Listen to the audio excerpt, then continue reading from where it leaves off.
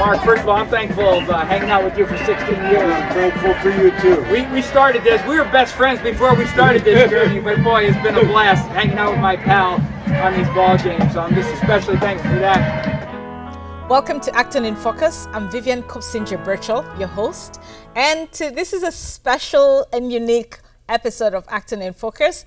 I am hosting two special guests who are the Acton-Boxborough football announcers.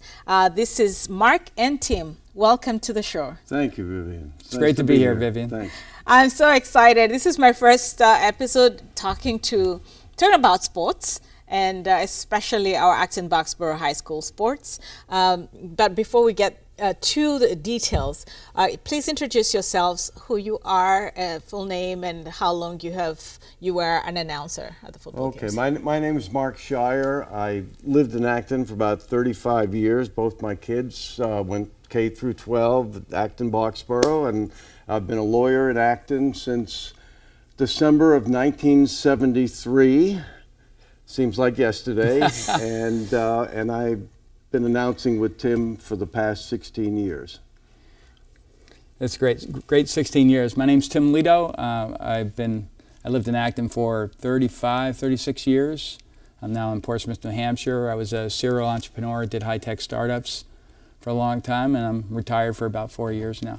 Wow. First, Mark mentioned announcing for 16 years with you. How did that partnership originate? And what I will get to what it's been like later, but how did you meet each other, and how did you decide to do this together? Well, Mark and I were good friends prior to working together at the announcing. But I had started actually 20 years ago working with Mike Smith announcing for the Acton-Boxborough football, and Mike and I had a great time. We worked for about 4 years, and then Mike decided to move on to some other things, and I said, who am I going to get to be color commentary? I loved the job. I thought I was going to do it forever, and I pretty much did. And I thought of Mark, and Mark was all for it, and we started our journey 16 years ago. So he's my best hire I ever made. Yeah, and it was really great because both our sons played for Acton-Boxborough, and I got the opportunity starting in 2005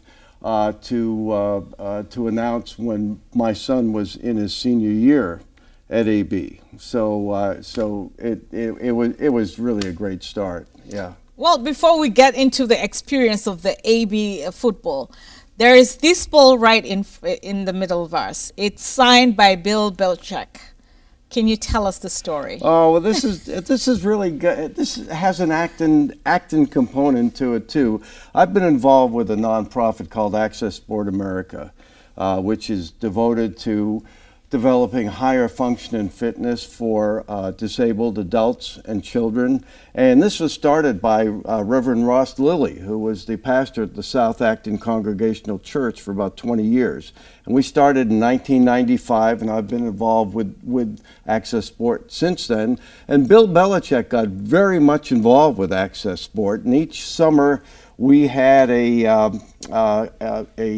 race, a Hawaiian canoe race. Ooh. And Bill and Debbie Belichick, that's when he was married to Debbie. Bill and Debbie were there, every summer, and Debbie would do flowers, and Bill would just hang out with everybody.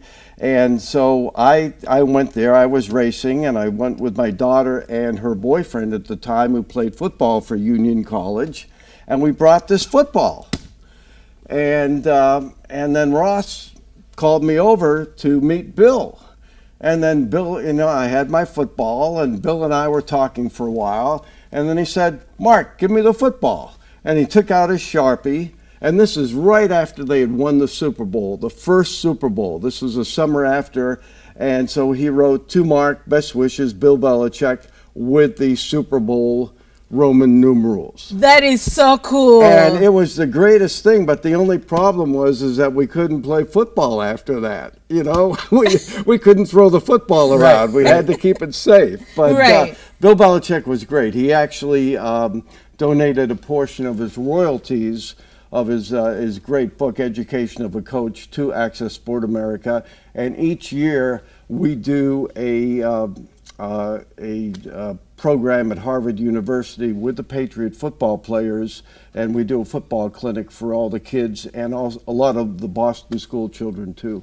Awesome. Yeah, so he's a good guy, better, much better than his press conferences.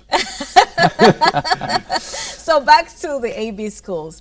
What are some of the memorable experiences or moments when you are announcing at these football games? Well, we had our highs and our lows. I was fortunate enough to come in at the end of our 52-game winning streak. Acton-Boxborough holds the Massachusetts record for the longest winning streak, 52 games in a row. Woohoo! And I got there for game 51 and game 52, and I remember game 52 was against Chelmsford, and we won it in overtime.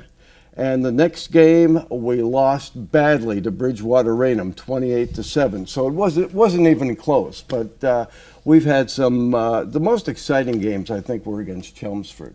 We seem to play Chelmsford more than any other team that we've played. Yeah. And what are some of your favorite moments? Well, I always loved football. I played a little JV football in high school. Not a great athlete at all. My brother was a star tailback, but I traveled my whole life 90% of the time, and I always wanted to get involved in the community. And my love for football. My son played football. My two daughters were cheerleaders for Acton-Boxborough as well, and just getting involved and knowing. I mean, 90% of my friends in Acton, my close personal friends, are from the football program or the cheer program, and it was those great experiences. That 52-game streak was like a dream come true. We were announcing, we were in the middle of this greatness with these student athletes on the field. The whole town came together, and I'll just say I think the best moment was one game it snowed, I think, 2 or 3 feet on a Thursday. I was about to ask about the snow. And the whole community showed up and hand shoveled the field so we could play. It was play great. Wow. the game. And that was just one of. It seemed like every 3 or 4 weeks of every season during that 52-game streak in itself was one of these magical community moments, and those are some of my favorite times, seeing the community get together like that. Speaking of snow, we have, I think it was a picture of you somewhere in the snow in a field. What was it like covering games in the frigid weather? We had some very interesting experiences. I remember we had, unfortunately, when we did away games, most of the time they stuck us in the middle of the stands with no protection at all. Oh my God! And so we've been through snow and wind and hail. I remember one time at Boston College High. It was right on the water in Dorchester, and we had this wind whipping off the water. And sometimes at the end of the game, we'd be standing for literally 3 hours. And at the end of the game, when you go to take a step, it's like your foot is petrified wood. Ooh. So I really want to give a lot of credit to the camera people, who when Tim and I just show up. Yeah. They've got to bring their cameras, and we had some really intrepid, incredible camera people and staff work with us, and they're we're visible, and they really don't get the credit, and they deserve a lot of credit. And at this point, I just wanted to point out one of the camera people who worked with you for a long time is Rick Diggin, our ActonTV studio manager, who is great with the camera and is actually behind the camera right now. And I don't know what other.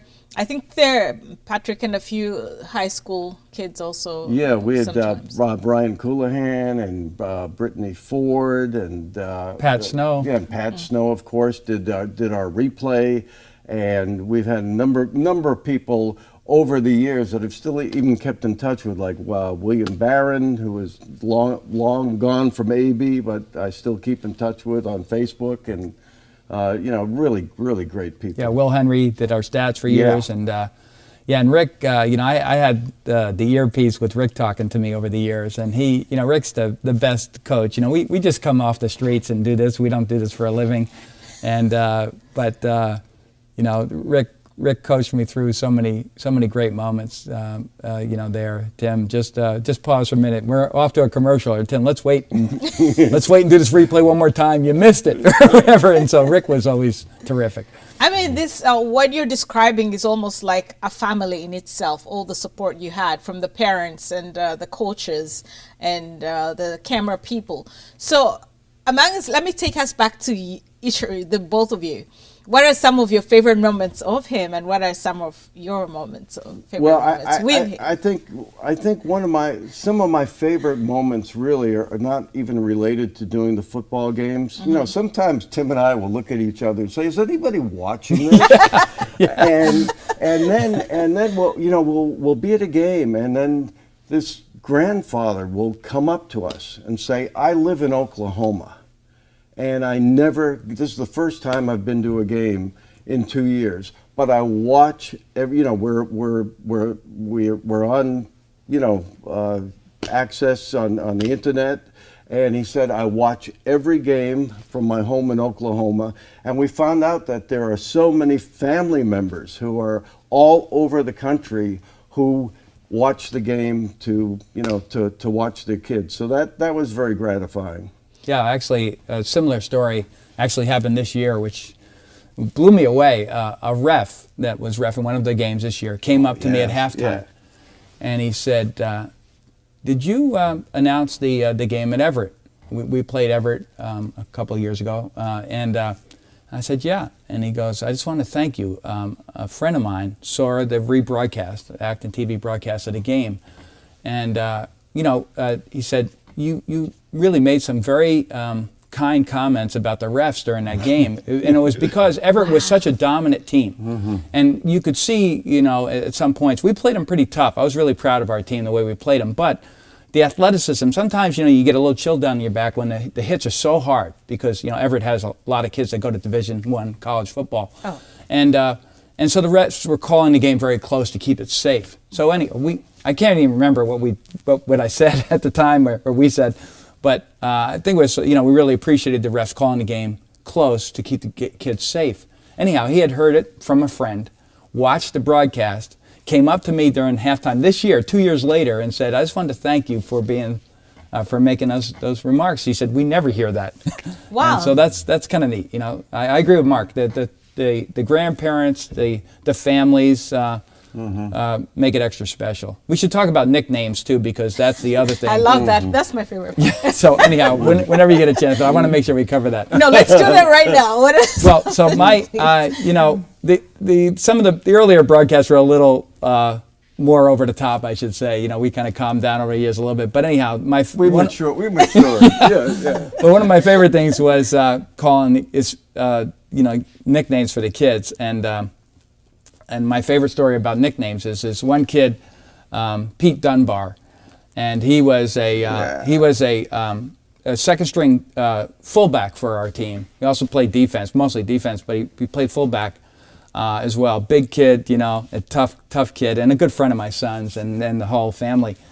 And anyhow, I nicknamed him Diesel Dunbar, sponsored by Freightliner, and that nickname went all season long. I think for maybe 2 years. Anyhow, I'd heard that when he got married, that his best man speech brought up Diesel Dunbar in his speech, so it went all the way to his wedding. So that was the proudest moment And I remember the game against Bedford when we won 60-0. 60-0? Yeah. Wow. Pete Dunbar, actually, he scored a long touchdown run, which was really incredible. I think he had 120 yards. He really did. Are you still in touch with him? I see him, every couple of years when he comes, and he and my son get together and that kind of thing. So yeah, he's a great kid. Yeah, all the kids. There was a big kid from Chelmsford. Chelmsford always had the biggest teams. They had more players than anybody, and they had bigger players than anybody, and we always beat them. We always found a way to beat them. But there was this huge guy Dave. His name was David, so we called him Dave from Wendy's. and Why from Wendy's? Dave from, well, you know, he goes to Wendy's every day and bulks up. I mean, okay. So but, On the program, I think he was maybe 320 pounds or something. He was a big kid. He was over 300 pounds. But I mean, one of the great experiences for me is my son went on to play college football. So he played for Union College for 4 years. And for 4 years, I would do the football games on Friday night. And he might have a game in St. Lawrence at 1 o'clock on Saturday, or in Salisbury, Maryland. So my wife and I used to get on the road like at 4:30 in the morning and make it to his games. And those, honestly, those were the best 4 years. It was great. Speaking of going from one place, can you tell us the story of when he had to catch the flight just to come to a game? Oh yeah, well, I mean, Tim was he's the greatest salesman in the world. On top of being the best high school sports announcer in the world, he worked for Sun Microsystems. He was head of their sales for North and South America, and Tim would leave Sunday night or Monday morning and be away for the week, and we would email each other, and I would send him scouting reports and rosters and all that, and we would talk, and then he would fly in on Friday, and he would do the game on Friday, and he would coach Pop Warner on Sunday, and then he would be off again for the week on Monday. And you know, that was a tough schedule for him, but he never lost a step. Never. How did you manage that schedule, Tim? Well, you know, with this career traveling so much, I really made an early commitment to myself as a parent, and that I wanted to make all my kids great moments. And you know, whether it was my girls playing basketball or ballet recitals or football games or lacrosse games and all that. So my kids were very involved, and thank God for my lovely wife of 39 years, keeping everything rolling. But I looking back, I really don't have any regrets. I made the big moments, and now I'm a grandparent of 4 kids, and I realized I did miss some things, like all the little things where they literally grow up in a week, and you notice all these little things about first and second steps, and I missed a lot of that stuff traveling. But I made the big moments. I really did all the major recitals and football games and all the sports, and I coached Pop Warner for about 10 years, and I coached my son through that and had a terrific time with that and so on. So I don't know how I did. I think I was so committed to that goal of making sure that I didn't miss the community experience with this job that required 80-90% travel. Right. It was always on my mind, and I'm looking back, I don't have any regrets, so I'm happy about that. That's amazing. Work-life balance is usually so hard. Yeah, it is. So thanks for sharing that story. I'm sure there are many other parents in the AV school systems who struggle with that and juggling, and who can, I can relate to that in my own crazy schedule. So yeah, I think for what I'm getting from you is just set targets and try to achieve them as a parent. So yeah, it's possible. It really is. Excellent. Did you want to add something to that? No, it just we are retiring, and we figured it's time for new blood to get in it, because Tim is in New Hampshire, and we've got a place in Falmouth, and lots of times we would leave the game and Tim would head one way and I would head the other way, and so we had a great run, and I just want to thank everybody at ActonTV, and particularly Rick Degon, because when we started with Rick, there was really no ActonTV. It was at the high school, and we had a little room at the high school, and Rick's just been incredible, and he's been the one constant over all these years for us. Absolutely. He's been with ActonTV for 22 years. So we are incredibly blessed to have him to, support the programs here.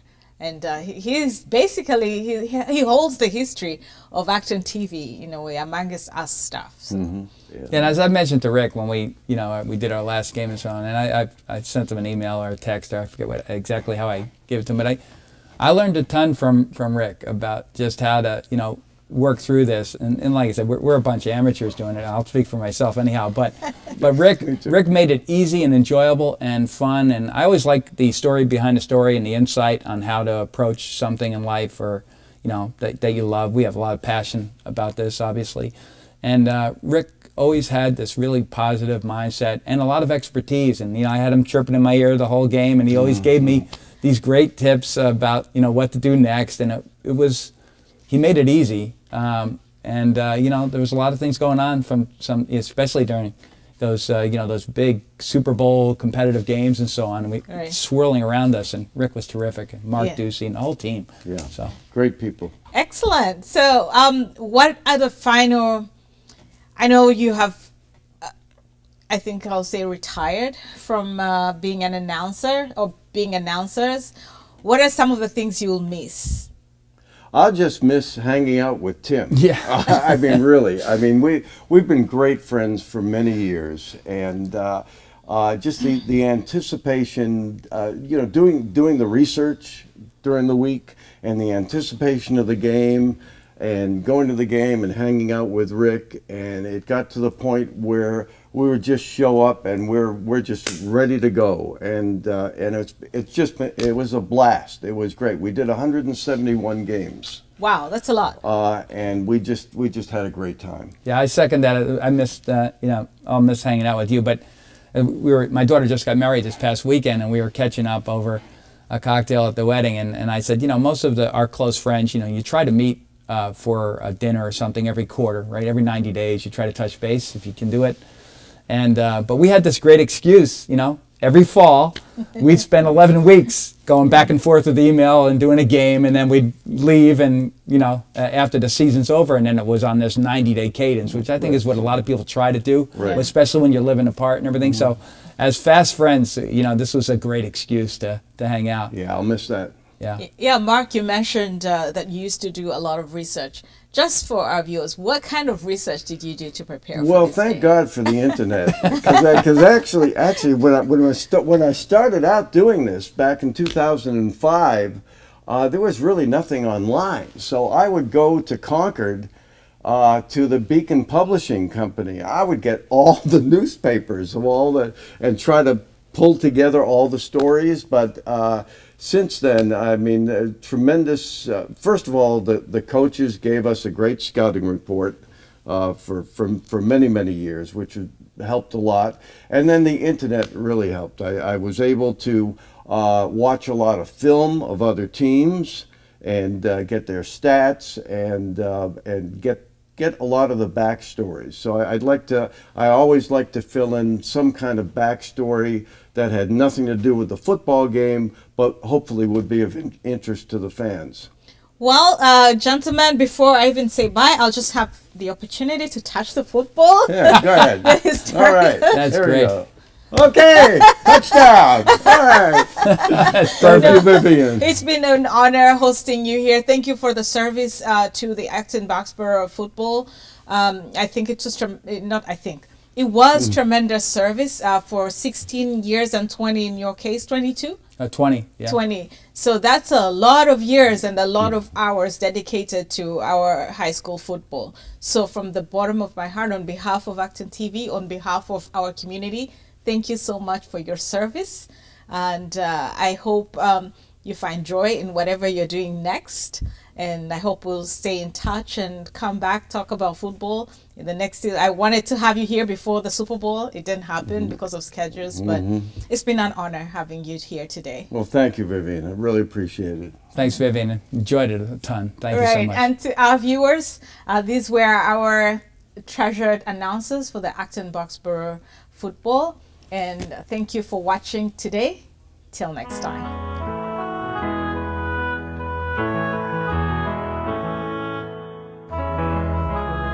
Hello and welcome to ActonTV Live Sports coverage of AB football. We're getting ready for kickoff. Mark, happy Thanksgiving. We'll be right back with you. To you, Tim, and here we go.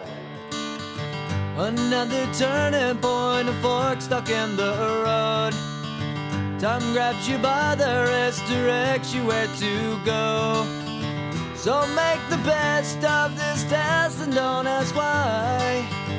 It's not a question, but a lesson learned in time.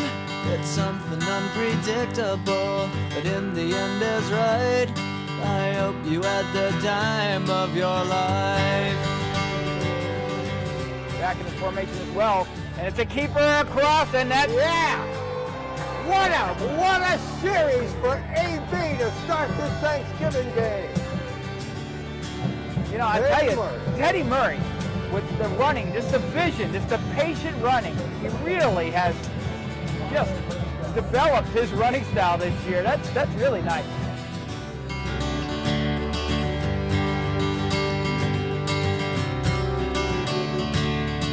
So take the photographs and still frames in your mind, hanging on a shelf in good health and good time. Tattoos and memories and dead skin on trial. For what it's worth, it was worth all the while. It's something unpredictable, but in the end is right. I hope you had the time. Over the middle! Yes! Wow! Whoa! Baker Santoro with the touchdown as he picks his way. That's called yak. Yards after the catch there. Touchdown. Yak. I tell you, Baker Santoro, he emerged after the third game this season, basically coming out of nowhere. Take a look at that. Just a little kind of button hook to Baker Santoro. And he eludes the first tackler, and then he's in.